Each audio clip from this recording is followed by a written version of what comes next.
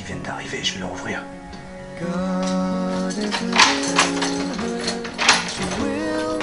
Oh. Comment tu vas, Bi? Ça va bien, toi? La forme? Ouais, vas-y, rentre. Merci.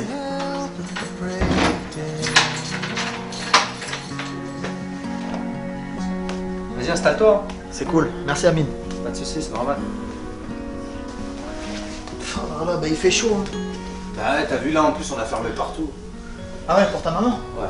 Et bah là, elle est restée à la chambre parce qu'il y a que là-bas qui fait frais. Ouais, normal. Tiens, mais d'ailleurs, tu veux boire quelque chose? Vas-y, ouais. Bah avec cette chaleur là, de l'eau. Hein. Ok.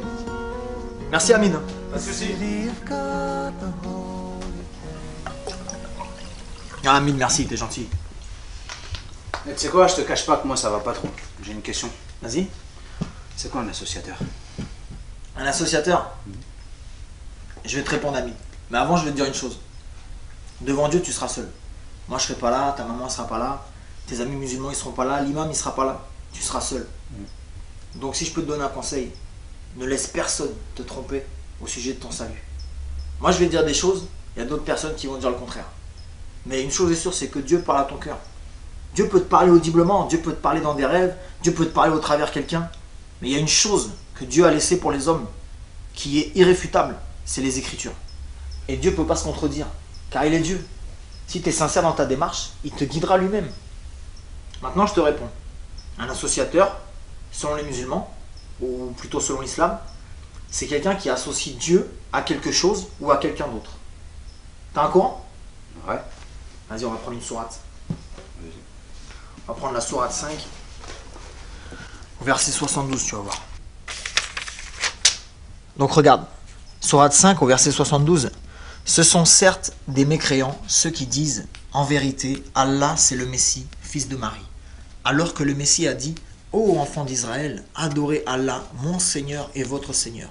Quiconque associe à Allah d'autres divinités, Allah lui interdit le paradis, et son refuge sera le feu, et pour les injustes, pas de secoureur. Il faut savoir que dans le Coran, il n'y a pas de plus grand péché. C'est un plus grand péché que le meurtre. Donc aux yeux du Coran, là, t'es un meurtrier. Parce que pour toi, Jésus c'est Dieu. Donc t'es un associateur. Alors là, je vais te répondre oui et non. Pour un musulman, je suis un associateur. Mais être un associateur, c'est quoi? C'est associer Dieu à quelqu'un d'autre ou à quelque chose d'autre. Donc pour qu'il y ait association, il faut qu'il y ait plusieurs sujets. Pour moi, Jésus et Dieu, c'est la même personne. Donc je ne l'associe pas. Parce que associer Dieu à Dieu revient à ne pas l'associer. Je te suis, mais pour moi, je trouve ça pas logique. Parce que regarde, toi, tu dis que Jésus c'est Dieu. Alors qu'on sait tous que Jésus est mort sur une croix. Mais Dieu peut pas mourir. Dieu c'est pas un homme. Dieu n'est pas mort. Voilà, ben là tu soulèves un point intéressant. Je crois que c'est Youssouf. Ah ben c'est super.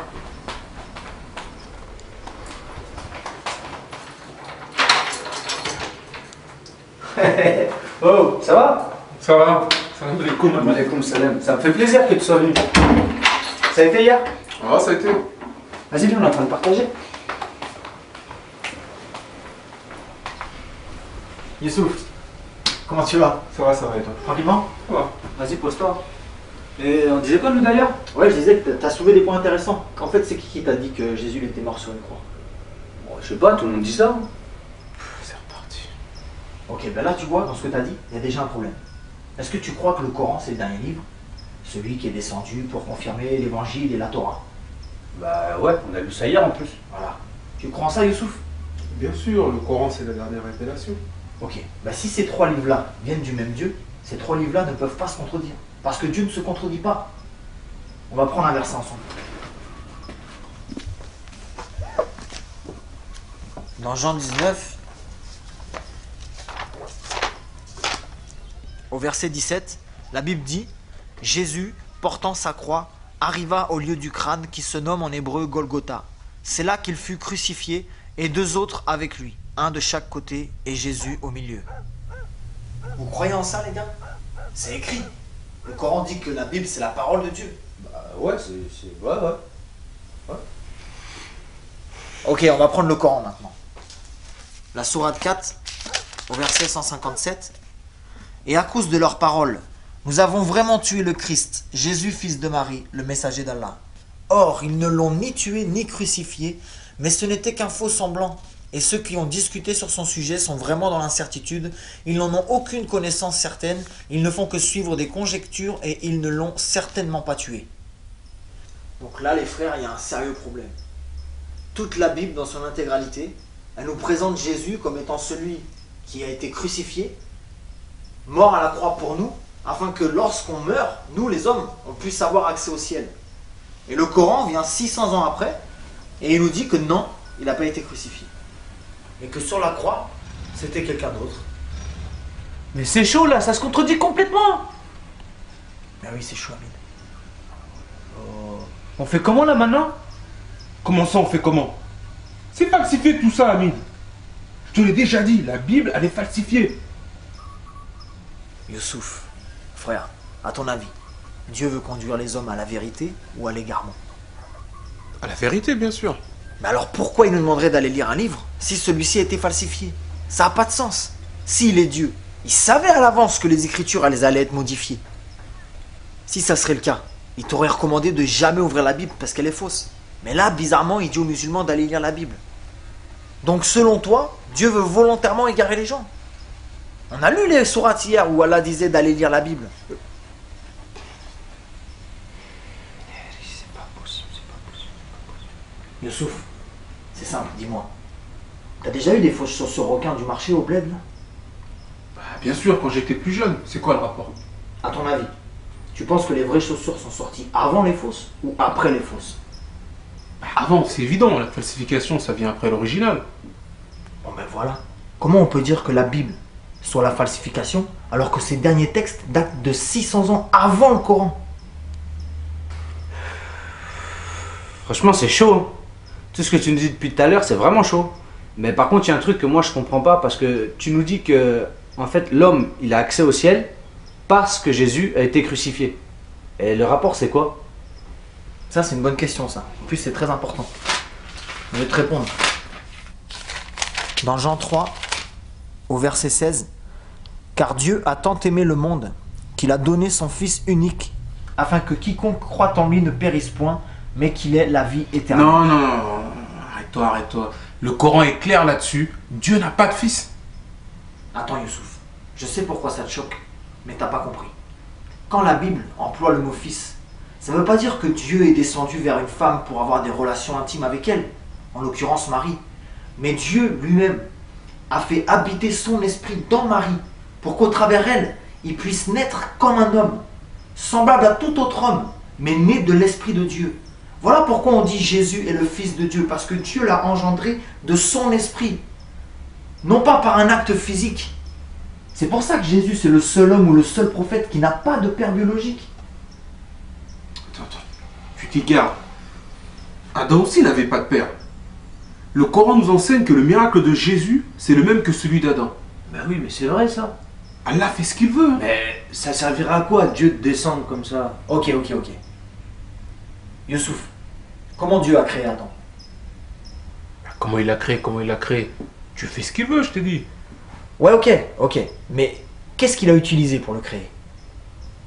Ben de la poussière. Ok, donc il est né poussière. On connaît tous cette grande citation biblique quand Dieu parle à Adam, qui lui dit tu es né poussière et tu retourneras à la poussière. Ok, ben on va prendre une sourate maintenant. La sourate 4 au verset 171. Ô gens du livre, chrétiens, n'exagérez pas dans votre religion et ne dites d'Allah que la vérité. Le Messie, Jésus, fils de Marie, n'est qu'un messager d'Allah. Sa parole qu'il envoya à Marie est un souffle de vie venant de lui. Donc là les gars, le Coran atteste bien que Jésus est né de la parole de Dieu et qu'il est né du souffle de Dieu. Et ce mot-là, souffle, en hébreu et en arabe, c'est le même mot qui désigne le mot esprit. Donc on voit que Jésus est né de l'esprit de Dieu. Donc si on reprend pour Adam, tu es né poussière et tu retournes à la Poussière. mais pour Jésus, tu es né esprit de Dieu et tu retournes. Esprit de Dieu. Voilà, Jésus, c'est l'esprit de Dieu dans un corps humain. Donc c'est Dieu lui-même incarné. Voilà pourquoi Jésus, c'est le seul homme de toute l'humanité qui n'a jamais péché, attesté par le Coran et attesté par la Bible. Parce que Dieu ne pêche pas, c'est contre sa nature. Et Mohamed aussi, il pêche pas. Il n'a jamais péché. T'es sûr, Youssouf? Renseigne-toi bien sur sa vie dans les hadiths. Et tiens, on va prendre un verset ensemble. C'est la sourate 40 au verset 55. Donc c'est Allah qui parle à Mohamed. Endure donc, car la promesse d'Allah est vérité.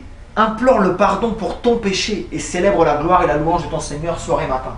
Donc si Allah demande à Mohamed d'implorer le pardon de son péché, c'est parce qu'il avait péché.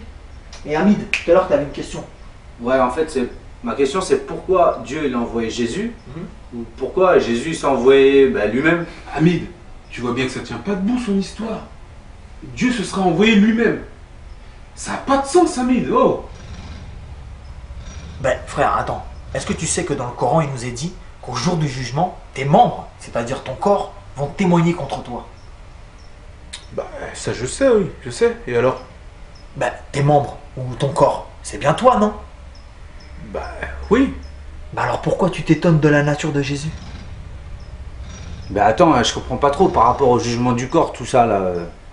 Ce que je veux dire, c'est que si tes membres ou ton corps, c'est toi, et que tu reconnais qu'au jour du jugement, ils témoigneront contre toi-même, c'est bien la preuve que tu as au moins deux natures, mais que malgré ces deux natures, tu restes un être unique, à part entière. Et ça, tu peux le retrouver dans la sourate 24 au verset 24. J'irai voir. Je prends cet exemple pour expliquer une chose, c'est que Jésus était 100% homme, avec toutes les faiblesses qu'un homme peut avoir, la faim, la soif, la fatigue, etc. Mais il était aussi 100% Dieu, avec tous ses attributs, saint, juste, parfait, miséricordieux. Toi, en tant qu'homme, tu es déjà composé de trois aspects, l'esprit, l'âme et le corps. Dieu nous a créés à son image selon sa ressemblance. Donc, Dieu a un esprit, Dieu a une âme, et Dieu est venu dans un corps. Et ces trois aspects de sa personne forment un Dieu unique. Comme toi, tu es un être unique, malgré ces trois natures. Cette expression-là, Père, Fils et Saint-Esprit, on ne parle pas de trois dieux distincts, mais simplement de trois aspects d'un seul et unique même Dieu. On va revenir à ta question, là, Hamid. Ouais, s'il te plaît, ouais. Youssouf, on parlait d'Adam tout à l'heure. Est-ce que tu sais comment Dieu a dû s'y prendre pour pardonner les péchés d'Adam quand il a désobéi? Bah oui, Dieu est miséricordieux. Il pardonne. Oui, il pardonne. Mais comment il a dû s'y prendre? Je comprends pas ta question. Ok. Par exemple, imagine que tu me voles 500 euros. Quelques jours plus tard, tu regrettes et tu reviens vers moi pour me demander pardon. Ok, moi je te pardonne. Mais si tu es sincère dans ton pardon et pour rétablir la justice, ces 500 euros-là, tu vas me les rendre. Bien sûr, sinon ça sert à rien que je te demande pardon. Voilà. Pour Adam, comment ça s'est passé? Quand ils ont péché avec Ève, Dieu leur a dit que s'ils mangeaient le fruit, ils allaient mourir. Mais est-ce qu'ils sont morts suite à ça? Non. Bah non, ils ont demandé pardon. Ok, et leur dette? Leur dette, quelle dette? Dieu leur a dit vous mourrez, mais ils ne sont pas morts. Donc ils ont une dette. Et cette dette-là, c'est leur vie. Donc pour Dieu, il lui fallait une vie en retour. La Bible, elle nous enseigne qu'Adam et Ève, quand ils ont péché, ils se sont confectionnés des vêtements en feuilles de vigne pour cacher leur nudité. Mais Dieu, il n'a pas agréé ça, et à la place, il les a revêtus d'une peau d'animal. Donc pour ça, Dieu a forcément pris la vie d'un animal. Et c'est la vie de cet animal qui a servi de dette pour la vie d'Adam et Ève. La Bible, elle nous enseigne que sans effusion de sang, il n'y a pas de pardon des péchés. Et le salaire du péché, c'est la mort. Et on a tous péché, les gars. Tous depuis Adam. Mais maintenant, pour que Dieu vous pardonne, quel sang a coulé pour vous, mes frères? Depuis le commencement, tous les prophètes et les hommes de Dieu, ils allaient sur des montagnes pour offrir des animaux à Dieu. Et c'est le sang de ces bêtes-là qui couvrait le péché du peuple et de celui qui offrait. Mais tout ça, c'était dans l'attente de l'agneau de Dieu lui-même, le Messie, le seul qui avait un sang assez pur pour racheter les péchés de l'humanité tout entière, présente, passée et future. Et voilà ta réponse, mon frère Hamid. Dieu, par amour pour nous, et seulement par amour, s'est revêtu d'une chair humaine, afin de s'offrir lui-même en sacrifice parfait, le seul sacrifice qui plut à Dieu, au point où sa colère, elle demeure plus sur ceux qui croient en cette bonne nouvelle. Et la Bible dit que celui qui a le Fils a la vie, mais celui qui n'a pas le Fils n'a pas la vie, et la colère de Dieu demeure sur lui. Comprenez les frères qu'avec tous les péchés qu'on a commis, le simple fait de dire pardon, ça ne suffit pas. Dieu dans sa justice, il doit faire retomber son châtiment sur nous. Mais la Bible dit que ce châtiment-là, il l'a fait retomber sur Jésus. Autrement dit, sur lui-même, dans un corps qui ressent toutes les douleurs et toutes les souffrances. Jésus a souffert pour nous, les frères. Et il est mort à notre place. Et tout ça parce qu'il nous aime. Dieu nous aime. Et t'as des versets de tout ce que tu dis là? Mais bien sûr, regarde, on va prendre Romains 5 là. Tu peux lire, Amine? Ouais. Regarde au verset 8. Mais Dieu prouve son amour envers nous, en ce que, lorsque nous étions encore des pécheurs, Christ est mort pour nous. Oh, c'est mon alarme.